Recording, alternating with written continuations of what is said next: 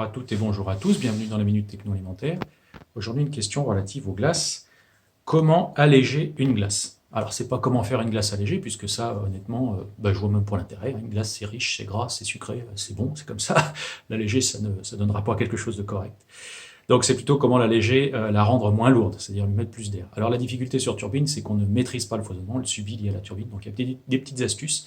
Donc, la première, c'est par exemple de remplir moins la turbine. Si vous remplissez moins la turbine, il y a plus d'air. Donc, concrètement, il peut y avoir potentiellement plus d'air incorporé dedans. Si on veut forcer l'incorporation de cet air, on peut aussi s'arranger pour que la turbine tourne plus longtemps avant que la glace ne prenne. Donc, en gros, pendant la phase de refroidissement, on n'est pas obligé de mettre le compresseur en haut tout le temps. On peut s'arranger pour avoir une agitation sans froid avant que la glace prenne, pour faire foisonner le mix lui-même avant de glacer. Donc il faut faire attention à tout ce qui est prolongation de ces temps de passage dans les turbines.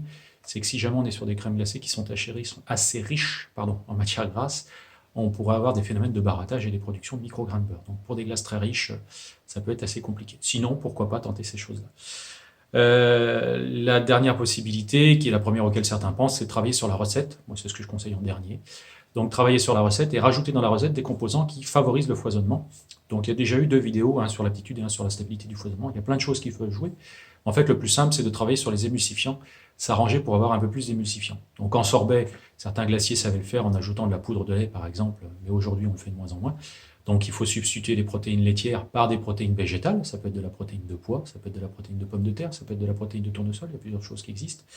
On peut, par contre, sur la partie crème glacée, monter un petit peu plus en protéines. Donc, si en sorbet, on se retrouve aux environs de 0,3-0,5% de protéines, en crème glacée, puisqu'il y a déjà des protéines dans le lait, on peut monter un peu plus et aller à 3,5-4% de protéines.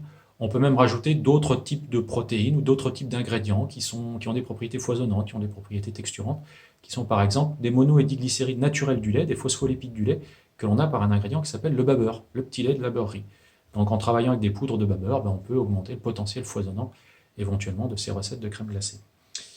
Voilà, donc il y a beaucoup de paramètres qui peuvent jouer et sur l'aptitude et sur la stabilité du foisonnement. Commençons d'abord par jouer un petit peu sur une meilleure connaissance de la turbine, les temps de passage dedans, la possibilité de forcer l'incorporation d'air par le travail de la turbine, et puis après, dans un deuxième temps, la recette. Il y a plein d'éléments qui jouent, donc honnêtement, pour y arriver, il faut avoir connaissance de tous les équipements, de toutes les opérations unitaires, des process, des ingrédients, de la recette, et avec ça, on pourrait améliorer les choses.